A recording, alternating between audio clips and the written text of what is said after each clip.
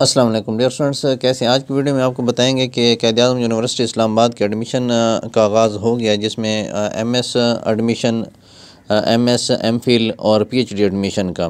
तो आज की वीडियो में आपको बताऊंगा कि एडमिशन की जो है वो लास्ट डेट कौन सी है और एडमिशन कब से स्टार्ट है, और दूसरा इसका एलिजिबिलिटी क्राइटेरिया कौन सा है, और एमफिल करने वालों के लिए, एमएस वालों के लिए और पीएचडी वालों के लिए, और इसमें आप लोग अप्लाई कैसे कर सकते हैं। दूसरा जो है डॉक्यूमेंट्स आपने ऑनलाइन कैसे अटैच करने हैं, और इसकी फ़ीस का क्या शेड्यूल है, और फ़ीस कितनी होगी एमफिल और एमएस और पीएचडी वालों के लिए।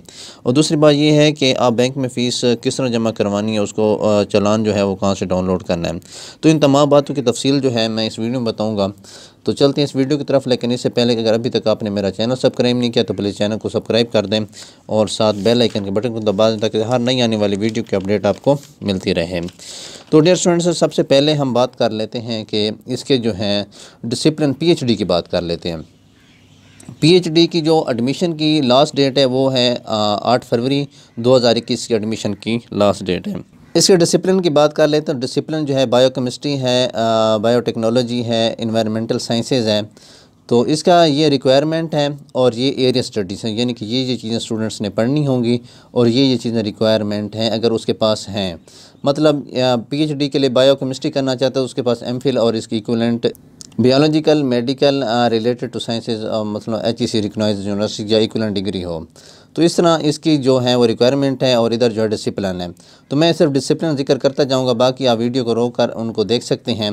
अगर किसी स्टूडेंट्स को वीडियो की क्वालिटी या वीडियो मिस नज़र आ रही है तो सेटिंग में जाकर वीडियो की क्वालिटी को हाई कर लें तो आपको ये क्लियर चीज़ें नज़र आ जाएंगी। Microbiology, plant sciences, pharmacy, zoology, faculty of natural science पर आ जाते हैं तो इसमें केमिस्ट्री आ गई, कंप्यूटर साइंस आ गई, इसके बाद अर्थ साइंस आ गई, इलेक्ट्रॉनिक्स आ गई, इसके बाद मैथमेटिक्स, फिज़िक्स आ गई, इसके बाद स्टैटिक्स आ गए। फैकल्टी ऑफ सोशल साइंसेज की बात करें तो इसमें इकोनॉमिक्स आ गई, डिसिप्लिन में हिस्ट्री आ गई, मैनेजमेंट साइंसेज आ गई, साइकोलॉजी आ गई और सोशियोलॉजी आ गई। इसके बाद हमारे पास है एडमिशन रिक्वायरमेंट्स के पीएचडी के लिए कौन कौन सी चीज़ें रिक्वायरमेंट्स हैं और कौन से स्टूडेंट जो हैं वो एलिजिबल हैं। तो सबसे पहले इसका स्टूडेंट्स का जो है CGPA जो है एमएस और एमफिल में 3 होना चाहिए आउट ऑफ 4 में से। इसके बाद उसका फ़र्स्ट डिवीज़न, अगर एनुअल सिस्टम में उसने एग्ज़ाम दिया तो उसका जो है फ़र्स्ट डिवीज़न होनी चाहिए 60%, यानी कि उसके मार्क्स होना चाहिए एमफिल और एमएस में। जब कोई इक्विवेलेंट डिग्री है तो उसमें होने चाहिए।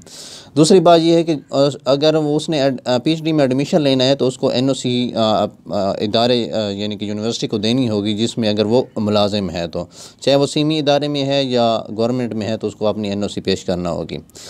इसके बाद इसकी कोर्स वर्क बात करें तो मतलब 18 क्रेडिट आवर्स वालों को फर्स्ट ईयर में, जिनके 18 क्रेडिट आवर्स हैं तो उनको प्रेफरेबल किया जाएगा। तो दूसरे भी मतलब कर सकते हैं लेकिन उनको प्रेफर किया जाएगा।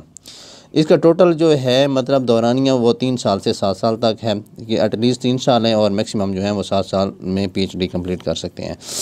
इसके बाद दूसरी जो है वो MSc और BS की मार्क शीट जो है वो लाजमी अटैच करेगा, उसको भी इंटरव्यू के दौरान शो भी करवाएगा। इसके बाद है हाउ टू अप्लाई। अप्लाई कैसे करना है, अप्लाई पर आ जाते हैं तो उसकी इस ऑनलाइन एप्लीकेशन होगी। ऑनलाइन एप्लीकेशन में आपने चलान फार्म डाउनलोड कर लेना है। चलान फार्म जो है वो अस्करी बैंक में जमा हो जाएगा या HBL में जमा हो जाएगा। इसकी फ़ीस जो है वो 2115 रुपये, एक्सरी बैंक में 15 रुपये ज़्यादा होती है। टोटल इसकी फ़ीस जो है वो 2100 रुपये HBL में भी जमा हो जाती है। इसके तमाम जो डॉक्यूमेंट्स हैं उनको ऑनलाइन आपने सबमिट करना है, और इसके जो चलान फार्म होगा यानी कि फ़ीस वाला, उसको भी आपने ऑनलाइन सबमिट कर देना है। इसमें जो लास्ट पर बात की गई वो यही की गई है कि आपने अपनी स्कैन कापी और जो डॉक्यूमेंट्स हैं उनको अटैच करके ऑनलाइन एप्लीकेशन फार्म के साथ फिल करना है।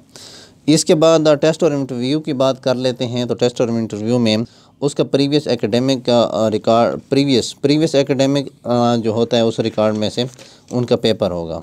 70% जो है स्टूडेंट्स के मार्क्स होने चाहिए, तब वो PhD के लिए एलिजिबल होगा।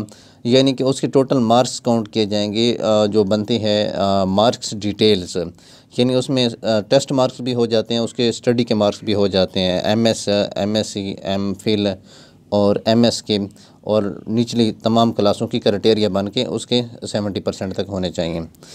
और जब टेस्ट देने जाएंगे तो ओरिजिनल आई डी कार्ड होना चाहिए। और तीसरी बात ये है कि जो फ़िज़िक्स के स्टूडेंट्स हैं जिन्होंने PhD फ़िज़िक्स के लिए अप्लाई किया है, अगर उन्होंने पहले GRE टेस्ट पास किया हुआ है और उनके अबव 45% मार्क्स हैं GR टेस्ट के लिए, तो वो इस टेस्ट के लिए ये टेस्ट उनको देना लाजमी नहीं है। वो ना भी दें तो तभी वो क्वालिफाई PhD के लिए कर सकते हैं, बशर्ते कि उन्होंने GR टेस्ट पास किया हो। तो इसकी अब बात कर लेते हैं। बाकी अब लोग रीड कर लेना। इसमें देख रहे हैं कि जो टेस्ट की डेट बयान की गई है PhD के लिए, तो वो 10 फरवरी से शुरू हो रहे हैं और उसका टाइम 9:30 बजे है, और मुतलका डिपार्टमेंट का नाम भी लिखा हो इस जगह पर ये टेस्ट होगा। तो ये आप लोग रीड कर लेना, और इसके बाद हर डिपार्टमेंट्स का नाम, टाइम और आगे जगह लिखी हुई है। इसका लिंक मैं नीचे डिस्क्रिप्शन में भी दे दूँगा। आप इस पर क्लिक करेंगे तो फ़ौरन इसी लिंक पर आ जाएंगे और इन तमाम डिटेल को ख़ुद भी रीड कर सकते हैं। इसके बाद इसकी फ़ीस स्ट्रक्चर को थोड़ा सा डिस्कस कर लेते हैं। फ़ीस स्ट्रक्चर जो है, अगर वो स्टूडेंट्स मैनेजमेंट साइंस का है, कंप्यूटर साइंस का है, इंफॉर्मेशन टेक्नोलॉजी है, या फार्मेसी D है एंड या B है, तो अगर उसने LLB के लिए अप्लाई किया हुआ है, तो नेशनल स्टूडेंट्स जो होंगे, यानी पाकिस्तानी स्टूडेंट्स होंगे, उनके 3 ही कैटेगरी इस हिसाब से, इसको एक दफ़ा समझ लें, बाकी सब का सेम ही तरीक़ाकार है।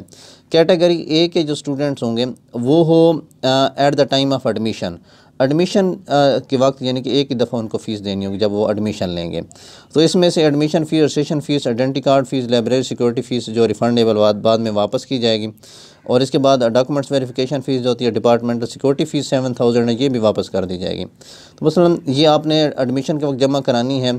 और इसके बाद कैटेगरी B जो होती है, ये सेमेस्टर वाइज फ़ीस होती है, ये आपको हर दफ़ा अगले सेमेस्टर में भी जमा करवानी होती है। अब इसका टोटल जो वो कहते हैं कि एडमिशन फ़ीस और प्लस सेमेस्टर फ़ीस, ये A + B टोटल मतलब 74,870 रुपये बनते हैं PhD के लिए। तो ये आपको मतलब एडमिशन के वक्त जमा करवानी होगी। दूसरा ये है कि कैटेगरी C ये 1 टाइम होगी, एक दफ़ा होगी, और ये हर स्टूडेंट्स के लिए लाजमी नहीं होगी। मसलन एक स्टूडेंट्स को अर्जेंट डिग्री चाहिए तो उसके लिए होगी, अगर एक को नहीं चाहिए तो वो उसको पे नहीं करेगा। इसके बाद बाकी जितने भी प्रोग्राम्स हैं, जो डिसिप्लिन्स हैं, उनके लिए भी यही तरीक़ाकार है, वो भी सेम है इसी तरीके से। कैटेगरी A है, कैटेगरी A जो एडमिशन फ़ीस होती है, कैटेगरी B जो है वो उसकी सेमेस्टर फ़ीस होती है, कैटेगरी C जो होती है 1 टाइम फ़ीस होती है। तो इसको भी आप, दूसरा ये फॉरेन स्टूडेंट्स के लिए है, तो ये US डॉलर में है, तो आप इसको भी देख सकते हैं। इस MPhil प्रोग्राम की बात करें तो MPhil प्रोग्राम्स का जो डिसिप्लिन्स हैं वो बायोकेमिस्ट्री है, बायो इन्फॉर्मेटिक है, बायोटेक्नोलॉजी है, इन्वायरमेंटल साइंसेज है, माइक्रोबायोलॉजी है, प्लांट साइंसेज है, फार्मेसी है, zoology, faculty of natural sciences की बात करें तो केमिस्ट्री है, कंप्यूटर साइंस है, अर्थ साइंस है, और इलेक्ट्रॉनिक्स है, मैथमेटिक्स है, फिज़िक्स है, स्टैटिक्स है।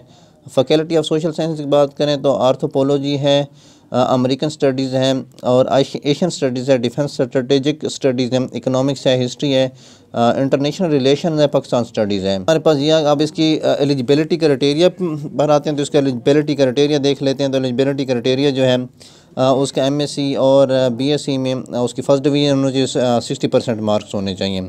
अगर उसने सेमेस्टर सिस्टम में दिए हैं तो उसके तभी उसके 60% मार्क के हिसाब से CGPA तभी वो अप्लाई कर सकता है।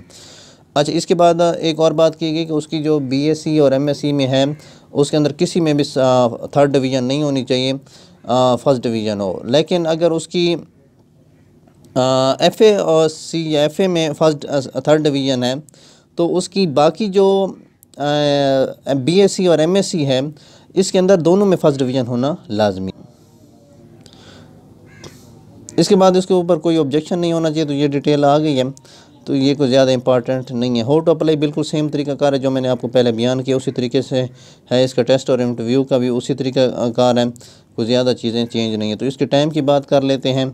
तो इसका टाइम भी वही है कि इसके जो आपको टाइम और डेट और डिपार्टमेंट शो है, तो उसी तरीके के साथ आप इसको देख सकते हैं कि मुतलका जो डिपार्टमेंट है या डिसिप्लिन है उसका टेस्ट इस दिन होगा, उसका टाइम ये होगा और फ़लाँ जगह पर होगा, तो आप इसको देख सकते हैं।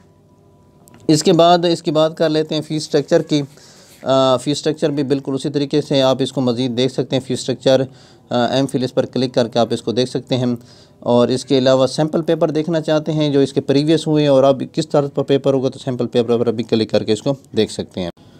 आई होप आपको बहुत सी चीज़ें क्लियर हो गई। फिर भी अगर किसी स्टूडेंट्स का क्वेश्चन हो तो नीचे कमेंट में कर सकता। वीडियो अच्छी लगी तो प्लीज़ इसको लाइक करें। शुक्रिया।